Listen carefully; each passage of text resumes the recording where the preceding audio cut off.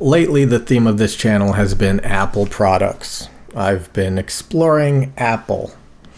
Now again, I've actually wanted to be more of a serious creator, more of an artistic person. I used to be very artistic. I used to draw as a kid and stuff. Now, I never learned some of the fundamentals to like really draw crazy cool stuff, but I am inspired by so many people who can draw so damn well. And I can actually see how they're doing it these days. Like, and I think I can pull it off, learning their techniques, learning, there's certain ways to draw things and to position figures. And if you get those fundamentals down, it looks like a hell of a lot of fun. So, honestly, I used to be very artistic until YouTube came around, and then I just started spamming videos and playing video games like before I originally got into YouTube, like in 2008 or something. Like I was done with video games. I just did a bunch of artistic crap, and then I saw people doing video games crap on YouTube and talking about all this, their favorite stuff, and I got into all that and wasted a ton of time. So I wanted to get back into like learning how to draw. So that's the reason why we got like an iPad here. Now I think the iPad Pro 12 something inch is too big. You can see this one is a lot smaller. It's like they have like a 10 inch, 11 inch, and also we can see this is not the Pro. You can tell by the camera. It's only one camera. The thing is, like, if you like, I see these as tools. So there's people running around saying, "Oh, it needs an OLED display," or "It's garbage," or "Oh, it needs to, we need to find the best." So obviously, the iPad Pro with the biggest display, with the best screen. Honestly, that thing is too big, I think, and it looks laughable. And drop this very expensive MacBook.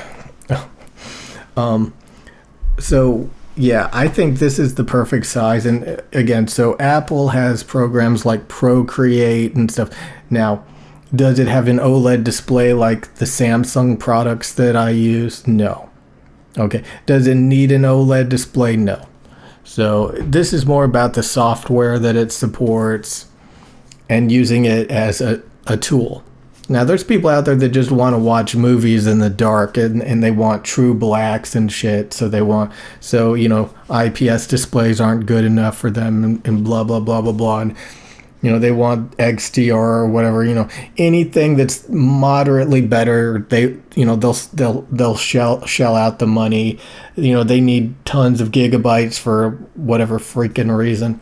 But if you just want like an iPad to draw, you don't need the best performance. You don't need the best display. You don't need a lot of things. You don't need the best cameras. So I've seen some of the most talented artists who use the iPad and software like Procreate using several generation old iPads that are a couple $100, and they are creating amazing things. So that's the difference between like an artist, a creator, and a consumer whore who just wants to buy the most top of the line thing, the latest and greatest, and waste a ton of money and still have no talent. Like, that's the reason why I hate video games, because you could sit there for years of your life playing a video game and people say, "Oh, you can get good at a video game." No, you're just wasting your life. So definitely, I used to be really big into art, and I want to learn the fundamentals of drawing and stuff like that, because I think I can do it these days if I put effort into it. And that's what I want to focus on, to replace video games, is a lot more artistic and creative stuff. And again, the whole point of this is you don't necessarily need the best stuff. Now, like, oh my God, like if I wanted to play like League of Legends or something on this, maybe I want the 120 hertz, and even for gaming, like if the display is too big, it's gonna be hard to play and stuff. So anyway, and it's like apparently a lot of people are really mad that the iPad Pro, most apps and stuff don't even support its power. So like you're just wasting your money.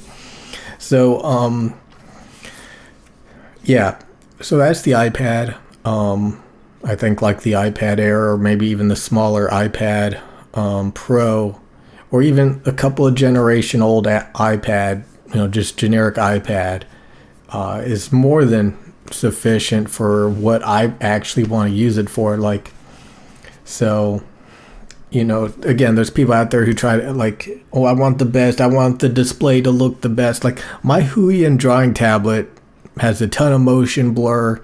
It's an IPS display or whatever, something like that. It's not OLED. Okay. And you can tell, I could never use that as my main display. So yeah, I see these as tools, not for movie consumption and, I want true blacks and neon, blah, blah, blah. Now on to the MacBook Pro. MacBook Pro, again, so many people talk about this, like, what do you want to use it for? Like, a lot of people, what they do with this is they connect it to like a display, and then they get like a third-party keyboard, and they just mount this somewhere and use it like a stationary PC, and then they just connect a display and a keyboard and a mouse to it. Or some people will put it up on a stand, because like if you use this like a laptop, what I'm trying to get to is laptops are extremely fatiguing to use. They're not ergonomic at all. Like you have to constantly look down at it. So a lot of people put it up on a stand, and then they get like another keyboard for it and mouse, and like at that point, you might as well have just bought like a stationary desktop computer and used an external keyboard and mouse and display. So yeah, this is when you're in a pinch. That's the only reason why like I think this is worth a damn. Sure, like you've got to take it somewhere and use it at a Starbucks or something.